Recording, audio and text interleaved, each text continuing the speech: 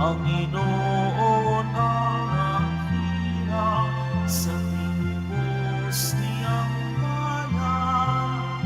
Nagpupuring mga hinirang, masayang nagdiriwang. Maganak tayong lahat, si Yesu Kristo'y nabuhay, nanalig sa kamatayan. Alleluia, alleluia.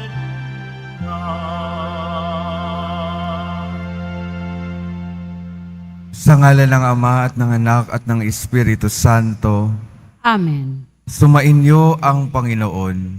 At sumaiyo rin. Mga minamahal kong mga kapatid, aminin natin ang ating mga kasalanan upang tayo ay maging marapat gumanap sa banal na pagdiriwang. Inaamin ko Sa makapangyarihang Diyos at sa inyo mga kapatid, nalubha ako nagkasala sa isip, sa salita at sa gawa, at sa aking pagkukulang.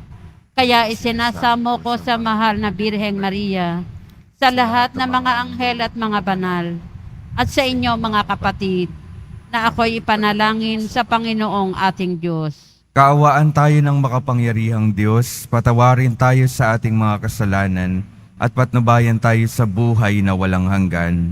Amen. Panginoon, kaawaan mo kami. Panginoon, kaawaan mo kami. Kristo, kaawaan mo kami. Kristo, kaawaan mo kami. Panginoon, kaawaan mo kami. Panginoon, kaawaan mo kami.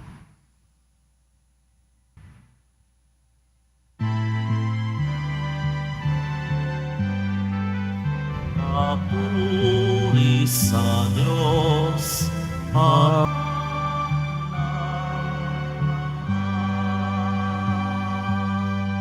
sapagkat ikaw lamang ang matataas-taasa. Ikaw lamang, Hesus Kristo, ang Panginoon. Kasama ng Espiritu Santo sa kadahilan ng Diyos Ama. Ng Diyos Ama. Papuri sa Diyos. Papuri sa Diyos. Papuri sa Diyos sa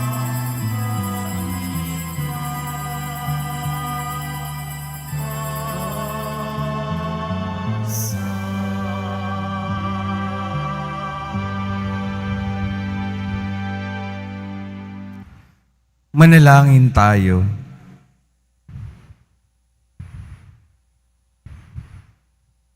Ama naming makapangyarihan, lagi mong dinaragdagan ang mga supling ng iyong sambayanan. Ipagkaloob mong ang tinanggap nila sa pananampalataya ay laging pakinabangan nila sa pagdiriwang ng banal na salo-salo sa pamamagitan ni Hesukristo kasama ng Espiritu Santo magpasawalang hanggan. Amen. Magsiupo muna ang lahat. Pagbasa mula sa mga gawa ng mga apostol. Noong araw ng Pentecostes, tumayo si Pedro at ang 11 apostol at nagsalita ng malakas, "Mga kababayan at mga naninirahan sa Jerusalem, pakinggan ninyong mabuti ang aking sasabihin. Mga Israelita, pakinggan niyo ito. Si Jesus sa taga-Nazaret ay sinugo ng Diyos. Pinatutunayan ito ng mga himala, mga kababalaghan, at mga tandang ginawa ng Diyos sa pamamagitan niya. Alam ninyo ito, sapagkat lahat ay naganap sa gitna ninyo. Ngunit ang taong ito na ibinigay sa inyo ayon sa pasya at pagkakaalam ng Diyos sa mula't mula pa, ay Ipinagpako ninyo at ipinapatay sa mga makasalanan. Subalit siya'y muling binuhay ng Diyos at pinalaya sa kapangyarihan ng kamatayan. Hindi ito maaaring mamayani sa Kanya, gaya ng sinabi ni David. Nakita ko na laging ang nasa tabi ko ang Panginoon. Siya'y kasama ko, kaya't hindi ako matitigatig. Dahil dito, nagalak ang puso ko at umawit sa tuwa ang aking dila. At ang katawang ko'y nahihimlay na may pag-asa, sapagkat ang kaluluwa ko'y di mo pababayaan sa daigdig ng mga patay, at hindi mo itutulot na bubulok ang iyong banal. Ituro mo sa akin ang landasing patungo sa buhay. Dahil sa ikaw ang kasama ko, ako'y mapupuspos ng kagalakan. Mga kapatid, masasabi ko sa inyo, nang tiyakin ko na ang patriarkang si David ay namatay at inilibing. Narito ang kanyang libingan hanggang ngayon. Siya ay propeta at nalalaman niya ang pangako sa kanya ng Diyos na magiging hari tulad niya ang isa sa kanyang mga inapo. Ang muling pagkabuhay ng Mesiyas ang nakita at hinulaan ni David ng kanyang sabihin. Hindi siya pinabayaan sa daigdig ng mga patay at hindi itinulot na mabulok ang kanyang katawan. Itong si Jesus ay muling binuhay ng Diyos at saksi kaming lahat sa bagay na ito. Nang itaas siya sa kanan ng Diyos, tinanggap niya sa kanyang Ama ang ipinangakong Espiritu Santo, at ito'y kanyang ipinagkaloob sa amin, tulad ng inyong nakikita at naririnig ngayon. Ang salita ng Diyos. Salamat sa Diyos. Diyos ko, ang aking dalangin, ako'y iyong tangkilikin. Diyos ko, ang aking dalangin, ako'y iyong tangkilikin. O Diyos, ako'y ingatan mo. Ingatan ang iyong lingkod. Ang hangad ko ay maligtas, kaya sa'yo dumudulog. Ika'y aking Panginoon. Ang wika ko sa aking Diyos. Kabutihang tinanggap ko ay ikaw ang nagkaloob.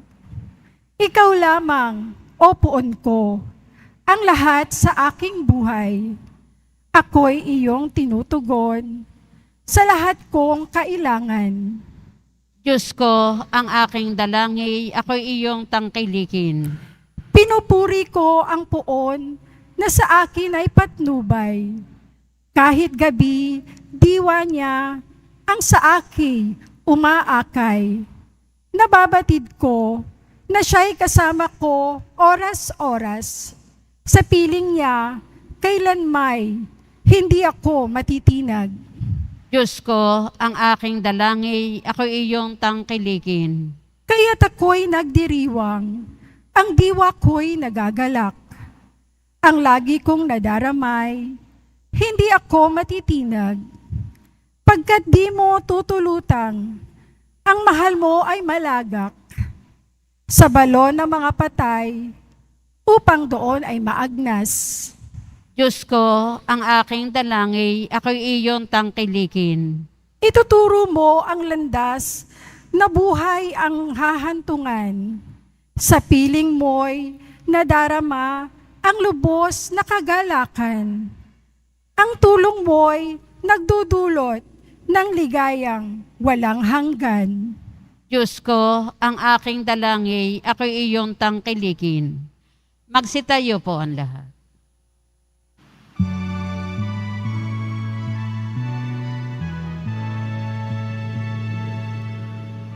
Hallelujah,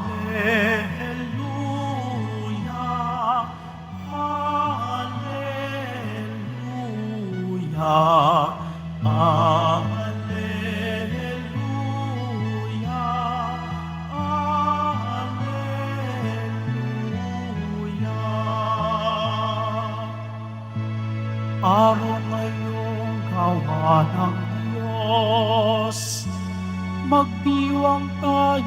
ng lubos, purihin ang manunubos. Alleluia, Alleluia,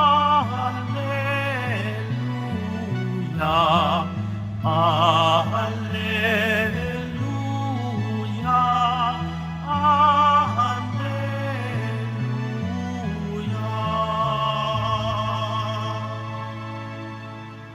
Sumainyo ang Panginoon. At sumaiyo rin. Ang mabuting balita ng Panginoon ayon kay San Mateo. Papuri sa iyo, Panginoon.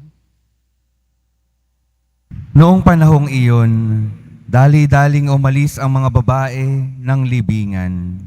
Pinagharian sila ng magkahalong takot at galak, at patakbong nagpunta sa mga alagad upang ibalita ang nangyari. Ngunit sinalubong sila ni Jesus at binati, at lumapit sila. Niyakap ang kanyang paa at sinamba siya. Sinabi sa kanila ni Jesus, "Huwag kayong matakot. Humayo kayo at sabihin sa mga kapatid ko na pumunta sila sa Galilea at makikita nila ako roon." Pagkaalis ng mga babae, pumunta naman sa lungsod ang ilan sa mga kawal na nagbabantay sa libingan at ibinalita sa mga punong saserdote ang lahat ng nangyari. Nagtipon-tipon ang mga ito at matapos makipagpulong sa mga matatanda ng bayan, sinuhulan ng malaki ang mga kawal at inutusan sila na ganito ang ipamalita. Samantalang natutulog kami kagabi, naparito ang kanyang mga alagad at ninakaw ang bangkay. Sinabi pa nila, "Huwag kayong mag-alala. Makarating man ito sa gobernador, kami ang bahala." Tinanggap ng mga bantay ang salapi at ginawa ang bilin sa kanila. Hanggang ngayon, ito pa rin ang sabi-sabi ng mga Hudyo. Ang mabuting balita ng Panginoon. Pinupuri ka namin, Panginoong Heso Kristo. Magsiupo muna ang lahat. Magandang umaga po mga minamahal kong mga kapatid na naririto at kasama natin online. Good morning po. Pakingitian naman po yung mga katabi, pakisabi, Happy Easter. Yan po. Kahapon po, isa sa mga tinanong ko sa mga nagsimba kahapon, hindi ho ba yung panahon ng mga mahal na araw ay mga panahon kung kailan tayo nagsisisi talaga sa ating mga kasalanan. Panahon na tayo ay pumapasok sa kumpisalan para humingi ng tawad sa Diyos. Panahon na tayo ay nagsasakripisyo para sa ating mga pananampalataya, nagsasakripisyo bilang parte pakikiisa ng pagpapakasakit ng Panginoon. At nung tapos na yung mga mahal na araw, ang tanong sa atin, ano na ang gagawin natin ngayon? Ano na ba ang dapat nating gawin ngayon? Babalik na lang ba tayo sa dati nating gawi? Babalik na ako, magkakasala na ulit ako, magsisisi na lang ulit ako sa susunod na mahal na araw. Ganun ho ba yung imbitasyon sa atin? Ang pinakamahalagang paanyaya po, ngayong panahon ng muling pagkabuhay, tunay na nating iwanan yung mga dinala natin sa ating Panginoon para ihingi ng tawad. Iwanan na natin sa ating Panginoon, sa krus ng ating Panginoon, yung ating pagkakasala. At ang imbitasyon sa atin ngayon, nabuhay na yung ating Panginoong Hesus para sa ating lahat. Panahon na para tayo rin ay mabuhay na para sa Kanya. Sa kwento po ng mga alagad, sa katotohanan, sinasabi sa ating pananampalataya na kung walang muling pagkabuhay, mananatiling takot at nagtatago yung mga alagad ng ating Panginoon. Mananatiling magtatago sila at dahil sa kanilang takot, unti-unti talagang mawawala yung kwento ng ating Panginoon. Pero dahil mayroong muling pagkabuhay, yung mga alagad ng ating Panginoon, nagkaroon ng lakas ng loob para tunay na manindigan sa pananampalataya at tunay na ibahagi ito sa ibang mga tao sa mundong ito. Yung muling pagkabuhay po ng ating Panginoon, nagbigay sa kanila ng lakas para yung sarili nilang buhay, ialay din nila para sa ating pananampalataya. Dahil kung hindi naman talaga totoo ang ating pananampalataya at kung hindi totoo yung ating Panginoong Hesus, paano magkakaroon ng lakas yung mga alagad ng ating Panginoon na ibigay yung buhay nila para sa Kanya? Pero dahil nakita nilang muling nabuhay yung ating Panginoon, sila ay nagkaroon ng lakas ng loob para ibahagi yung ating pananampalataya na hanggang sa ngayon patuloy na lumalaki at dumadating sa anumang sulok ng mundo. At ito po yung imbitasyon sa atin.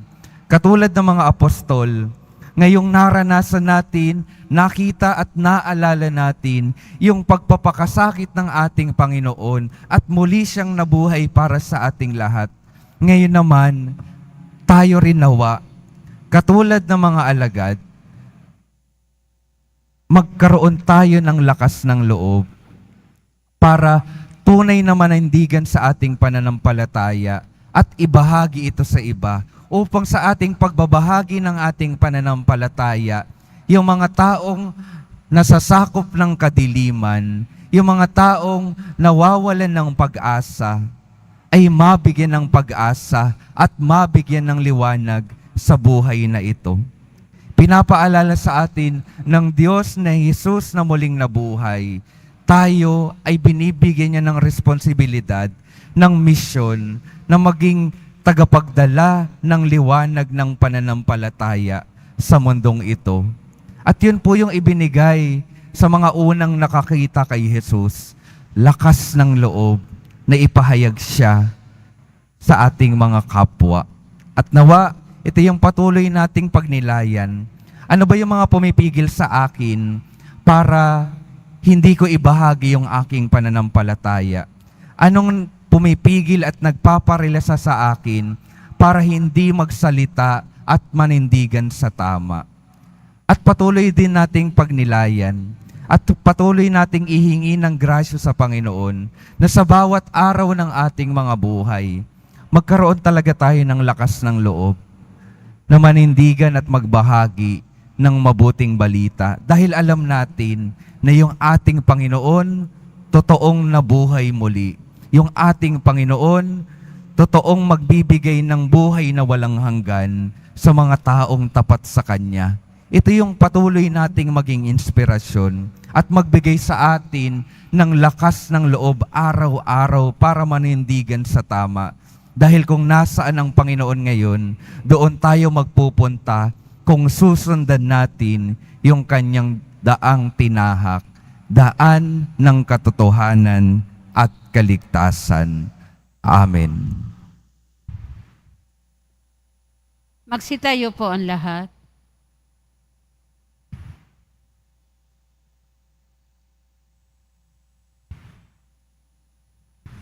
Minamahal kong mga kapatid, sa gitna ng ating kagalakan dahil nagtagumpay si Kristo sa kamatayan at siya ay niluwalhati, ilapit natin sa Diyos Ama ang ating mga pangangailangan. Sa bawat panalangin ng ating sasabihin, Diyos na nagtagumpay, pagpalain mo kami.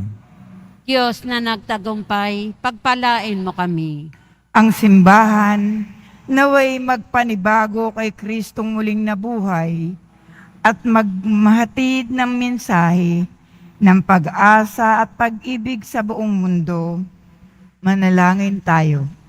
Diyos na nagtagumpay, pagpalain mo kami. Ang mga pinuno ng pamahalaan naway hindi matakot mamuhay ayon sa katotohanan. Manalangin tayo. Diyos na nagtagumpay, pagpalain mo kami. Ang kapayapaan ng Panginoong muling nabuhay naway manahan sa ating mga puso at sa ating mga tahanan at lumaganap sa buong mundo. Manalangin tayo. Diyos na nagtagumpay, pagpalain mo kami. Tayo bilang isang pamayanan, naway magbahagi sa lahat ng ating nakakadaupang palad ng masayang balita sa muling pagkabuhay. Manalangin tayo. Diyos na nagtagumpay, pagpalain mo kami. Ang mga mananampalatayang namayapa sa kanilang pagkamatay na kasama ni Kristo, naway makabahagi sila sa kanyang kaluwalhatian. Manalangin tayo. Diyos na nagtagumpay, pagpalain mo kami. Diyos na aming Ama, idinadalangin namin na ang kagalakan ng Pasko ng muling pagkabuhay ay tumimo nawa sa aming mga isip at puso. Hinihiling namin ito sa pamamagitan ni Kristo na aming Panginoon. Amen. Magsiupo muna ang lahat.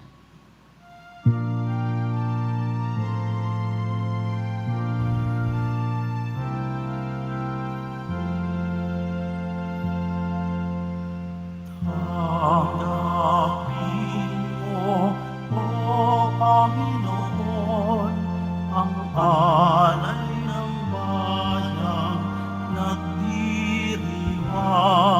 Puhunan mong bigay ang alak at tinapay, handog ng pagkabuhay.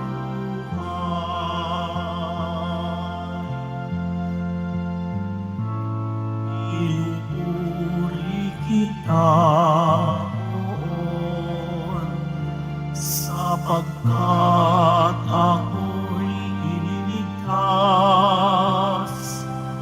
Mga kaaway di makuhang matuwa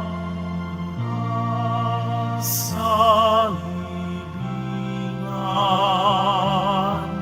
Tanggapin mo, O Panginoon, ang alay ng bayang nagdiriwang. Puhunan mong bigay ang alak at tinapay, handog ng pagkabuhay. Tumayo po ang lahat. Manalangin kayo mga kapatid upang ang paghahain natin ay kalugdan ng Diyos Amang makapangyarihan. Tanggapin nawa ng Panginoon itong paghahain sa iyong mga kamay, sa kapurihan niya at karangalan, sa ating kapakinabangan at sa buong sambayanan niyang banal. Ama naming lumikha, tunghayan mo ang mga alay ng iyong sambayanan upang ang iyong binigyan ng bagong buhay sa pagsampalataya sa iyong ngalan at pagkadalisay noong sila'y binyagan, ay makapakinabang sa ligayang walang katapusan sa pamamagitan ni Jesucristo, kasama ng Espiritu Santo, magpasawalang hanggan. Amen. Sumainyo ang Panginoon. At sumaiyo rin. Itaas sa Diyos ang inyong puso at diwa. Itinaas na namin sa Panginoon. Pasalamatan natin ang Panginoong ating Diyos. Marapat na siya ay pasalamatan. Ama naming makapangyarihan, tunay ngang marapat na ikaw ay aming pasalamatan, lalo ngayong ipinagdiriwang ang paghahain ng Mesiyas, ang maamong tupa na tumubos sa aming lahat. Ang iyong anak na minamahal ay naghain ng sarili niyang buhay. Siya ang tupang maamong umako sa kaparusahan upang mapatawad ang kasalanan ng sanlibutan. Sa pagkamatay niya sa banal na krus, ang kamatayan namin ay kanyang nilupig. Sa pagkabuhay niya bilang manunubos, pag-asa at pagkabuhay ay aming nakamit. Kaya kaisa ng mga anghel na nagsisiawit ng papuri sa iyo, nang walang humpay sa kalangitan, kami nagbubuni sa iyong kadakilaan.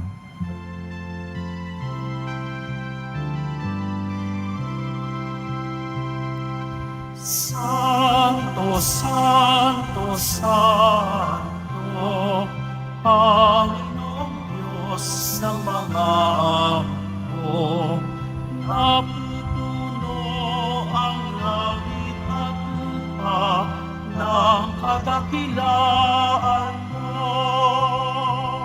O sana sa kaitaasan.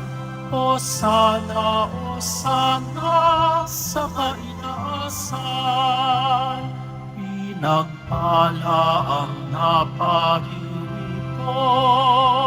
sa ngalan ng Panginoon. O sana sa kaitaasan. O sana sa kaitaasan.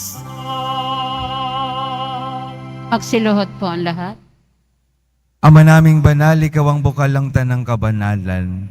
Kaya't sa pamamagitan ng iyong Espiritu, gawin mong banal ang kaloob na ito upang para sa amin maging katawan at dugo ng aming Panginoong Hesu Kristo. Bago niya pinagtiis ang kusang loob na maging handog, hinawakan niya ang tinapay, pinasalamatan kaniya, pinaghati-hati niya iyon, iniabot sa kanyang mga alagad at sinabi, "Tanggapin ninyong lahat ito at kanin. Ito ang aking katawan na ihahandog para sa inyo."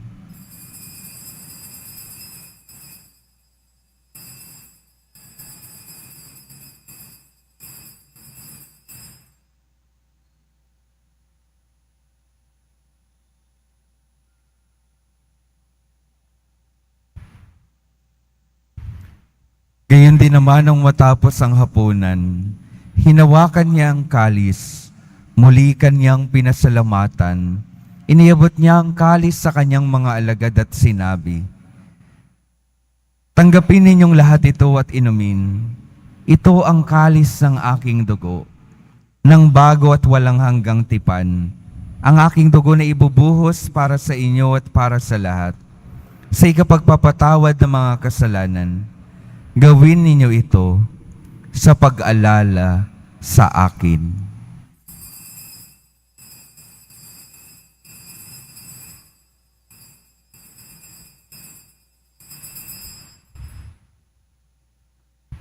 Tumayo po ang lahat. Ipagbunyi natin ang misteryo ng pananampalataya. Si Kristo'y namatay, si Kristo'y nabuhay, si Kristo'y babalik sa wakas ng panahon. Ama, ginagawa namin ngayon ang pag-alala sa pagkamatay at muling pagkabuhay ng iyong anak. Kaya't iniaalay namin sa iyo ang tinapay na nagbibigay buhay at ang kalis na nagkakaloob ng kaligtasan. Kami nagpapasalamat dahil kami iyong minarapat na tumayo sa harap mo para maglingkod sa iyo. Isinasama namin kaming magsasalo-salo sa katawan at dugo ni Kristo ay mabuklod sa pagkakaisa sa pamamagitan ng Espiritu Santo. Ama, lingapin mo ang iyong simbahang laghanap sa buong daigdig. Puspusin mo kami sa pag-ibig, kaisa ni Francisco na aming Papa, at ni Jose na aming Obispo, at ng Tanang Kaparian. Halalahanin mo rin ang mga kapatid naming nahimlay, nang may pag-asang sila'y muling mabubuhay. Gayon din ang lahat ng mga pumanaw. Kaawaan mo sila at patuloyin sa iyong kaliwanagan. Kaawaan mo at pagindapatin kaming lahat na makasalo sa iyong buhay na walang wakas.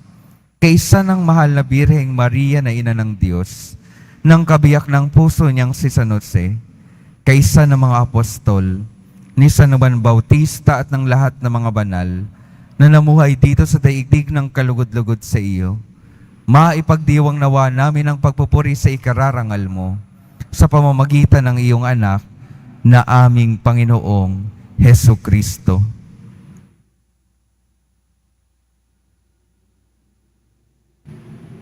Sa pamamagitan ni Kristo, kasama niya at sa Kanya, ang lahat ng parangal at papuri ay sa iyo, Diyos Amang makapangyarihan, kasama ng Espiritu Santo, magpasawalang hanggan.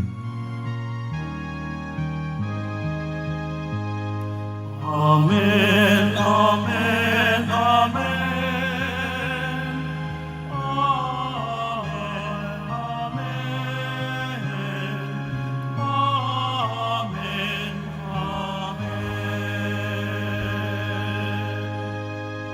sa tagubilin ng mga nakagagaling na utos at sa turo ni Jesus, na Panginoon natin at Diyos, ipahayag natin ng lakas loob. Ama namin, sumasalangit ka. Sambahin ang ngalan mo. Mapasa amin ang kaharian mo. Sundin ang loob mo dito sa lupa para nan sa langit. Bigyan mo kami ngayon ng aming kakanin sa araw-araw. At patawarin mo kami sa aming mga sala. Para nang pagpapatawad namin sa nakakasala sa amin. At huwag mo kaming ipahintulot sa tukso. At iadya mo kami sa lahat ng masama. Hinihiling namin kami iadya sa lahat ng masama, pagkalooban ng kapayapaan araw-araw, iligtas sa kasalanan at ilayo sa lahat ng kapahamakan, samantalang aming pinananabikan ang dakilang araw ng pagpapahayag ng tagapagligtas naming si Jesucristo. Sapagkat iyo ang kaharian at ang kapangyarihan at ang kapurihan magpakailanman. Amen. Panginoong Jesucristo, sinabi mo sa iyong mga apostol, kapayapaan ang iniiwan ko sa inyo, ang aking kapayapaan ang ibinibigay ko sa inyo. Tunghayan mo ang aming pananampalataya at huwag ang aming pagkakasala. Pagkalooban mo kami ng kapayapaan at pagkakaisa ayon sa iyong kalooban, kasama ng Espiritu Santo, magpasawalang hanggan. Amen. Ang kapayapaan ng Panginoon ay laging sumainyo. At sumaiyo rin. Magbigayan kayo ng kapayapaan sa isa't isa.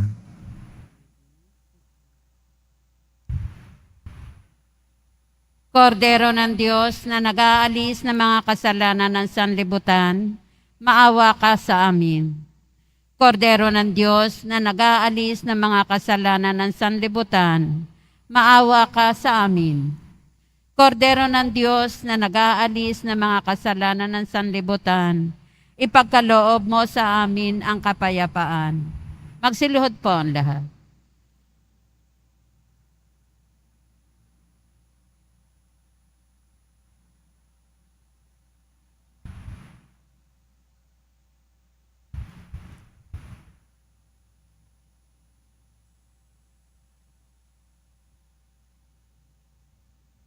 Ito ang kordero ng Diyos. Ito ang nag-aalis ng kasalanan ng sanlibutan. Mapalad ang mga inaniyahan sa kanyang piging. Panginoon, hindi ako karapat-dapat na magpatuloy sa iyo, ngunit sa isang salita mo lamang ay gagaling na ako.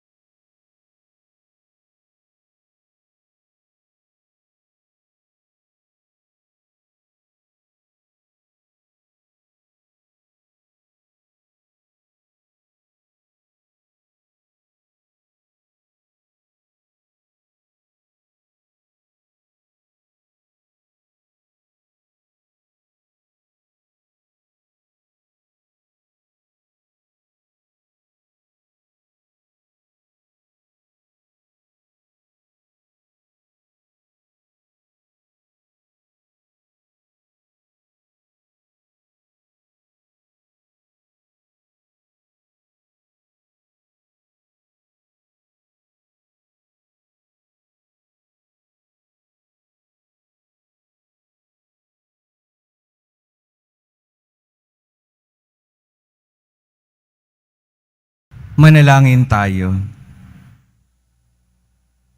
Ama naming mapagmahal, naway masaganang pakinabangan ang piging ng pagkabuhay upang sa pagtahak sa landas ng kaligtasan, kami maging marapat sa iyong mga pagpapalang bigay sa pamamagitan ni Jesucristo, kasama ng Espiritu Santo, magpasawalang hanggan. Amen. Mga minamahal kong mga kapatid, ang patuloy pong paalala sa atin, nawa magkaroon tayo ng lakas ng loob, na tunay na ipahayag yung karanasan natin ng Panginoon, ipahayag ang mabuting balita, dahil nakasama natin ang Panginoon, mula sa kanyang pagpapakasakit at muling pagkabuhay. Naranasan natin ang kabutihan ng ating Panginoon sa ating mga buhay. At ito ay patuloy nating ibahagi na ang Diyos ay totoo, ang Diyos ay mabuti, ang Diyos ay patuloy na nagmamahal at nagbibigay ng lakas. Sumainyo ang Panginoon. At sumaiyo rin. Mahal na poong Jesus Nazareno, inihayag mo sa pamamagitan ng krus ang walang maliw na pag-ibig ng Diyos sa sangkatauhan. Pakinggan mo ang kahilingan ng iyong angkan na nagsusumamot sa iyo. Makamtan nawa nila ang iyong katugunan at tanggapin ang kasagutan na may utang na loob na tinatanaw. Basbasan din po ninyo ang mga daladala nilang mga imahen at dasalan sa pamamagitan ng bendisyon na ito, naway maaalala nila ang mga pangako nila noon sa binyag na ikaw ay kanilang iibigan at paglilingkuran bilang Panginoon, ngayon at magpasawalang hanggan. Amen. At pagpalain kayo ng makapangyarihang Diyos, Ama, Anak at Espiritu Santo. Amen. Humayo kayong taglay ang kapayapaan upang ang Panginoon ay mahalin at paglingkuran. Alleluia, Alleluia. Salamat sa Diyos. Alleluia, Alleluia.